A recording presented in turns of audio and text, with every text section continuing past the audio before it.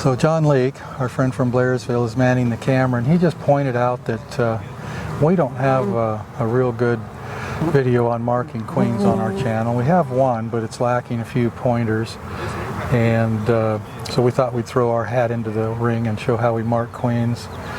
There's a lot of ways. There's a lot of little tools and gizmos for marking, and we don't bother with any of that. I know marking a queen can be very intimidating at first, and it was for me too.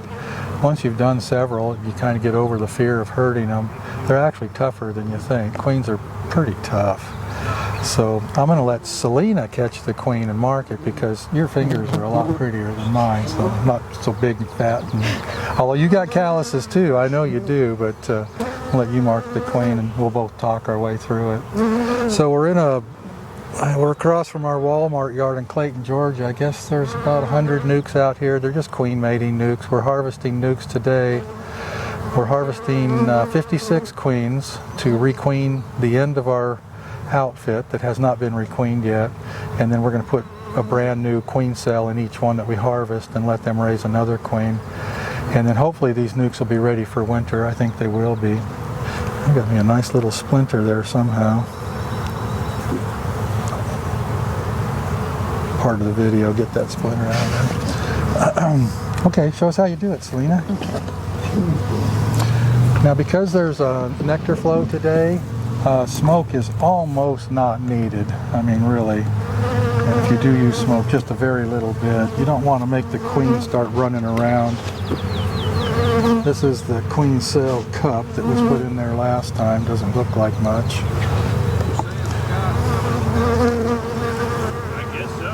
So she's got brood, so she's got a queen.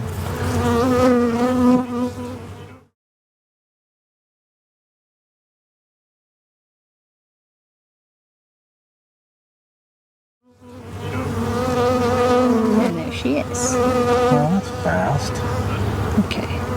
Okay, so I'm just going to grab her by her wings. Now I'm just holding her by her side, and I'm slipping over to her wings.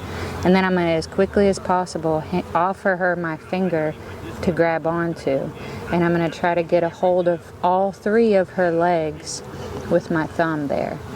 You don't want to grab just one leg, because she'll try to spin around and she'll pull her leg off, so you really want to try to get a good grip on all three legs.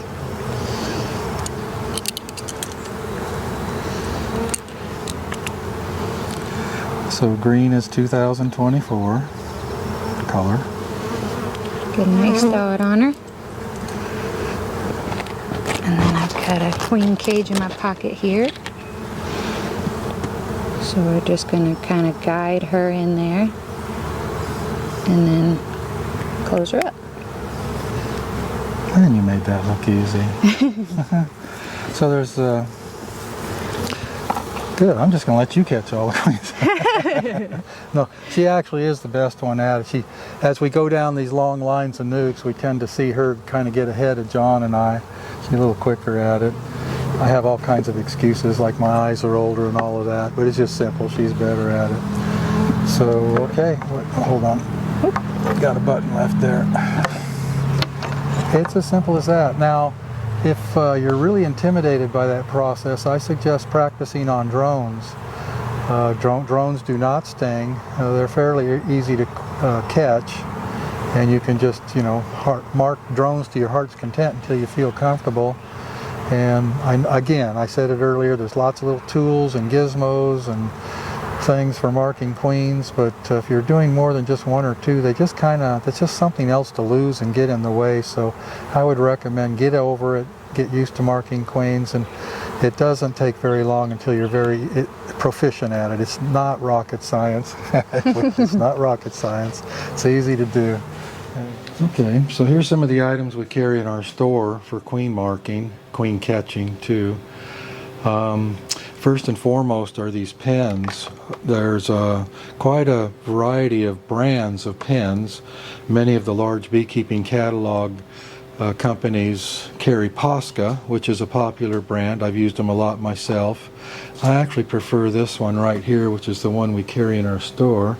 So if I can get it to focus here. Paint marker, Competitive Advantage MPD-15.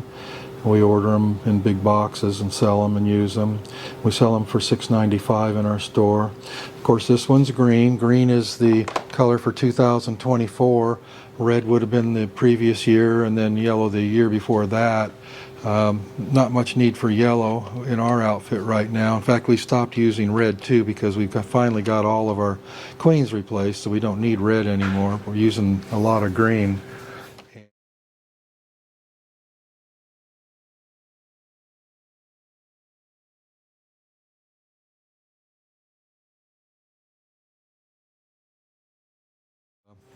We also use these markers for marking on the lid of the colony, the lid of the hive. They're handy for marking on the lid, keeping part of our record keeping, honestly. You know, if it has a new queen, we'll make a little notation about that, or if it's swarmed, or whatever you want. These little things are pretty neat. It's kind of like a screen device with nails. I don't know how to describe it any better. You push it down in the comb and it traps the queen under this grid right here, and you can mark her through this grid. I've never used it, but it looks like it would work pretty good. By the way, I got to be transparent. I've never used any of these items except for the queen marker, and that doesn't mean they're not good. It's just I just don't want to be carrying another piece of equipment around in my pocket or on my body or something like that. That's why I suggest learning how to mark them with your fingers so you don't have to carry these pieces. But again, it can be quite intimidating to mark a queen. So these items are legitimate. I get it. This one right here is kind of a cylinder with a plunger, and I think that looks pretty good. You would coax the queen into this cylinder and then put the plunger in there and slowly, gently push her towards the other end, and then kind of get her flat underneath this grid and mark her through the grid. I can see how that would work okay. Let's see, this one is interesting. We sell them, people say they like them. Again, you're kind of coaxing the queen into a tube here, and once she's in there, you trap her with this flexible door, push it up and trap her. And then once again, you push the tube up and it holds her in place while you mark her through this grid. So I could see how that would work too. Interesting items. So let's see, we carry queen catchers too. And that even commercial beekeepers use these things sometimes. When you find the queen in the colony, you scoop her up on the comb with this thing, and you can hold her in here while you're working the colony. And when you're done, you just release her back inside. That's a metal one, stainless steel. This one's made of plastic. I got to be quite honest here. The plastic ones are cheaply made. A lot of people like them because they're clear. I believe if I was going to use one of these gizmos, I'd probably use this stainless steel one right here.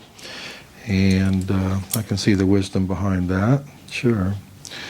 Anyway, there's lots of gizmos out there for holding and marking queens, and it just depends on what direction you want to go. Again, I would really try to recommend learning how to do it. Carry one of these pins in your pocket and just getting used to marking queens when you see them. If we see them, we mark them. All of us that work on my crew have these pins in our pocket, and if we see a queen, we mark her.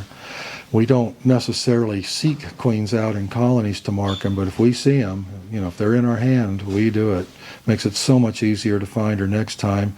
And of course, if you, keep your colors straight, it'll tell you what year she is too, whether she's a current year queen or the year before or even the year before that. All right, hope that helps.